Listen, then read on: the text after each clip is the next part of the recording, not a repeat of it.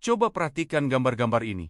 Indah kan? Instagramable banget, warna-warni yang mencolok, mural yang estetik, lorong-lorong yang disulap jadi spot foto favorit para turis dan selebgram.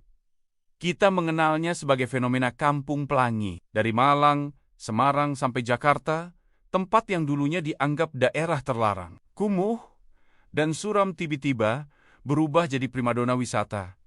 Tapi, pernahkah kalian bertanya satu hal yang paling mendasar?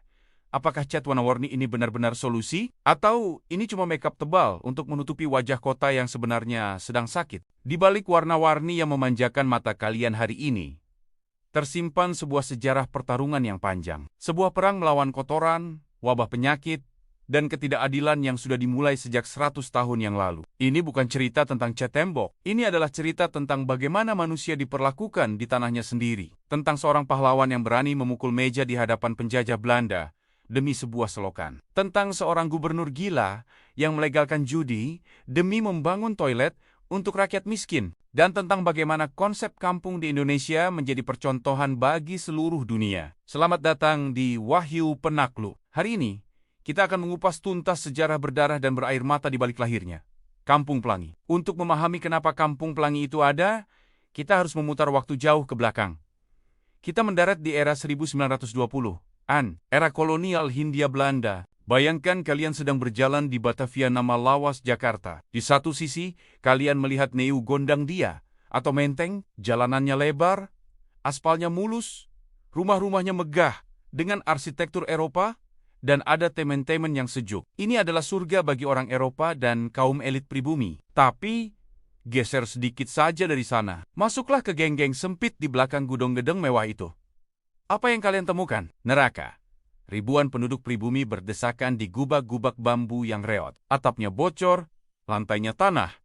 Tidak ada air bersih, tidak ada tempat buang hajat. Kalian bisa membayangkan baunya, campuran antara limbah rumah tangga, kotoran manusia, dan air yang menggenang karena tidak ada drainase. Saat itu, pemerintah kolonial Belanda memandang kampung-kampung ini sebagai penyakit.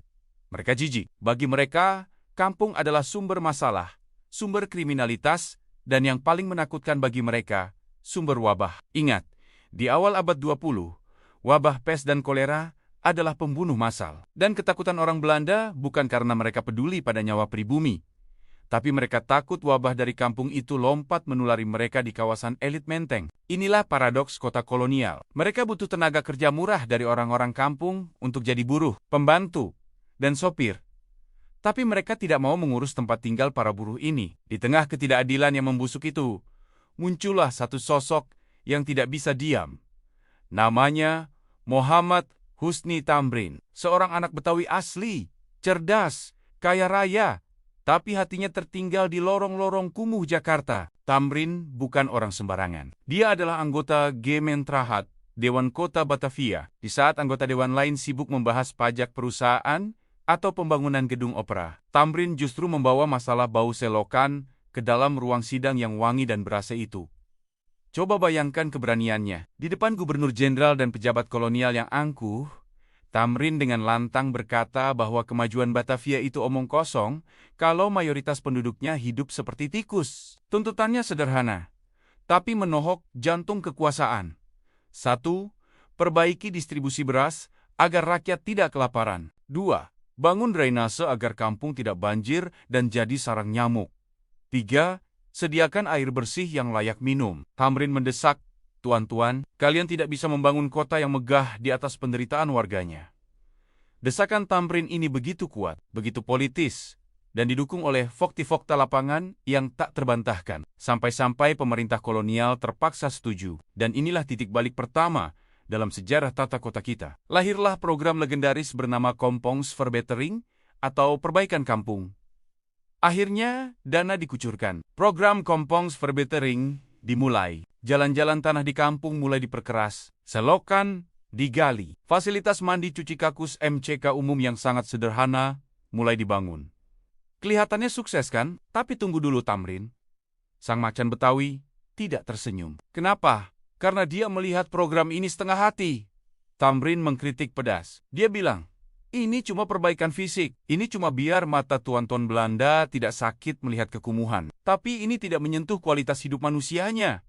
Dan firasat Thamrin benar. Pada tahun 1939, sebuah komisi dibentuk untuk mengevaluasi program ini. Hasilnya, gagal total. Kesimpulan Komisi Perbaikan Kampung tahun 1939 sangat menyakitkan. Perbaikan fisik tidak bisa mengejar laju pertumbuhan penduduk yang menggila. Bayangkan, baru saja satu selokan dibangun, besoknya sudah mampet lagi. Karena jumlah penduduk di kampung itu bertambah 2 kali lipat dalam sebulan. Arus urbanisasi tidak terbendung. Orang-orang desa berbondong-bondong ke kota mencari kerja, dan mereka menumpuk di kampung-kampung kumuh itu. Lalu, malapetaka yang lebih besar datang. Perang Dunia Kedua meletus, Jepang masuk. Program perbaikan kampung lupakan. Di masa pendudukan Jepang, kampung-kampung kumuh bukan diperbaiki, malah dikuras isinya. Para pemuda diangkut paksa jadi romusha. Kondisi sanitasi hancur lebur. Selokan yang dulu dibangun Thamrin, kini penuh bangkai tikus dan sampah. Kelaparan merajalela. Kota-kota besar di Indonesia kembali mundur ke zaman kegelapan. 1945, kita merdeka. Merdeka dari penjajah, tapi belum merdeka dari kemiskinan dan kekumuhan. Jakarta, di tahun 1950. Adalah kota yang bingung. Di satu sesi, Presiden Soekarno ingin menjadikan Jakarta sebagai mercusuar dunia. Kota yang gagah, tapi realitanya, ribuan imigran masuk ke Jakarta setiap hari, mendirikan gubek-gubek liar di tanah partikelir tanah swasta. Wali kota saat itu, Syamsur Rijal, mencoba langkah awal yang cukup radikal. Dia membeli tanah partikelir yang sudah diduduki warga liar itu. Niatnya baik, tanahnya dibeli negara dulu, baru nanti ditata. Slogannya heroik, kita akan perbaiki kampung ini, biar jadi tempat yang layak buat manusia merdeka. Tapi, niat baik saja tidak cukup tanpa uang dan sistem. Di masa wali kota selanjutnya Sudiro, Sumarno, sampai pelukis Heng, ngantung program perbaikan kampung seperti jalan di tempat, mandek. Pemerintah kota tidak punya uang. Fokus negara tersedot untuk politik dan konfrontasi, warga kampung, mereka bergerak sendiri. Gotong royong memperbaiki jalan setapak dengan batu seadanya. Mereka bertahan hidup tanpa bantuan negara. Inilah cikal bakal kemandirian warga kampung yang nanti akan menjadi kunci. Tahun ke-1966, Jakarta butuh pemimpin gila untuk masalah yang gila. Dan datanglah Letnan Jenderal KKO Ali Sadikin. Bang Ali melihat Jakarta dan dia marah, dia malu.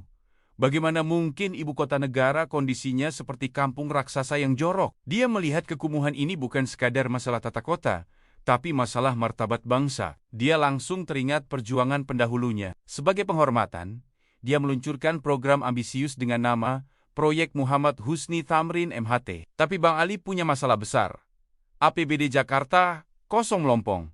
Dari mana duit buat benerin ribuan hektar kampung kumuh? Minta ke pemerintah pusat? Sedang susah juga. Disinilah keluar kegilaan jenius seorang Ali Sadikin. Kalau tidak ada uang halal, uang haram pun jadi. Asalkan untuk kemaslahatan rakyat, Bang Ali melegalkan perjudian dan memajaki hiburan malam. Keputusan ini memicu badai protes. Ulama protes, politisi protes, tapi Bang Ali dengan santai namun tegas menjawab quote imajiner berdasarkan sikap beliau. Kalian boleh maki-maki saya, tapi demi rakyat kecil yang kebanjiran dan berak di kali, saya rela masuk neraka. Uang judi ini haram buat dimakan, tapi halal buat beli semen dan aspal. Dana ziunya. Ajaib. Uang pajak judi itu mengalir deras menjadi beten-beten jalan di gang sempit. Menjadi ribuan MCK umum. Menjadi puskesmas. Menjadi sekolah-sekolah impres. Prinsip Bang Ali berbeda dengan Belanda. Belanda membangun fisik. Bang Ali membangun lingkungan hidup. Tujuannya, ciptakan lingkungan sehat. Maka warga akan sehat. Ekonomi tumbuh, dan ibadah tenang. Dia punya kriteria ketat.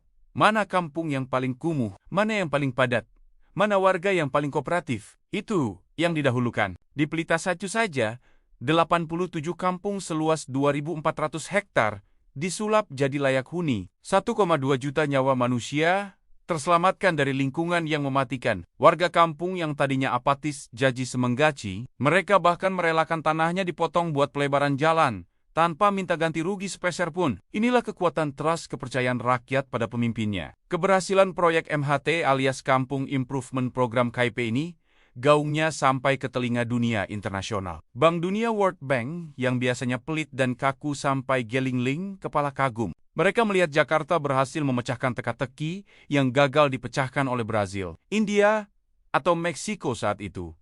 Bagaimana menata daerah kumuh tanpa menggusur warganya secara massal? Bank Dunia akhirnya turun tangan. Mereka memberikan pinjaman kredit jangka panjang selama 15 tahun. Bantuan mereka menutup 50% biaya proyek. KIP Jakarta dinobatkan sebagai salah satu program perbaikan permukiman terbaik di dunia. Kita bahkan mendapat penghargaan arsitektur bergengsi, Aga Khan Award, sampai Bang Ali lengser tahun 1977, hampir 2 juta warga Jakarta merasakan dampak langsungnya. Pesan terakhir Bang Ali waktu itu sangat sederhana, tapi berat.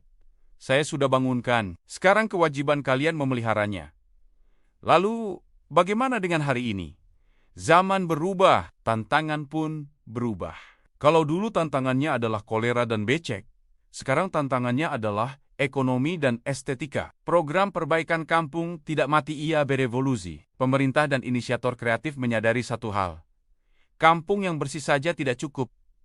Kampung harus bisa menghidupi warganya. Muncullah inisiatif-inisiatif brilian, seperti di Jodipan, Malang. Awalnya dari ide mahasiswa yang melihat potensi di kampung pinggir sungai yang kumuh, mereka tidak menggusur. Mereka tidak meratakan tanah. Mereka memberinya jiwa baru lewat warna. Konsep Kampung Pelangi adalah puncak evolusi dari perjuangan Tamrin dan Sadikin. Ini adalah Kampung Improvement Program versi ke-4,0. Fisiki tetap diperbaiki selokan, jalan, ekonomi menjadi destinasi wisata, warung-warung warga laku, parkiran jalan, oleh-oleh terjual. Ketiga, sosial. Rasa bangga. Dulu warga Malu bilang tinggal di pinggir kali. Sekarang mereka bangga karena kampungnya masuk Instagram turis bule. Namun, semangatnya tetap satu benang merah yang sama. Memanusiakan manusia tanpa mencabut mereka dari akarnya. Tidak ada penggusuran paksa. Yang ada adalah pemberdayaan. Jadi Sobat Penakluk, lain kali kalian berkunjung ke Kampung Pelangi, entah di Malang, Semarang, atau Jakarta, jangan cuma sibuk cari angle foto yang bagus. Berhentilah sejenak, sentuhlah tembok warna-warni itu, rasakan tekstur sejarah yang ada di baliknya. Ingatlah teriakan M. Hari Tamrin di Gedung Dewan, ingatlah keberanian Ali Sadikin dengan uang pajaknya. Ingatlah keringat jutaan warga yang bergotong royong membangun selokan di depan rumah mereka. Kampung Pelangi bukan sekadar tempat wisata. Ia adalah monumen kemenangan rakyat kecil. Ia adalah bukti bahwa kampung yang sering dianggap sebagai halaman belakang kota yang kotor, sebenarnya adalah halaman depan wajah kita yang sesungguhnya. Wajah Indonesia yang penuh warna, tangguh, dan mampu bangkit dari kekumuhan. Tugas kita sekarang bukan lagi membangun selokan, tapi menjaga warna-warni itu agar tidak pudar di telan zaman dan keserakahan kota. Gimana menurut kalian? Apakah konsep Kampung Pelangi ini solusi terbaik selamanya? Atau hanya tren sesaat yang bakal hilang kalau bosan? Tulis pendapat kalian di kolom komentar ya. Kalau kalian suka video deep dive sejarah kota seperti ini, jangan lupa hancurkan tombol like-nya, subscribe buat yang belum, dan nyalakan lonceng notifikasi biar nggak ketinggalan penaklukin sejarah berikutnya. Saya Wahyu, sampai jumpa di video selanjutnya. Salam penakluk.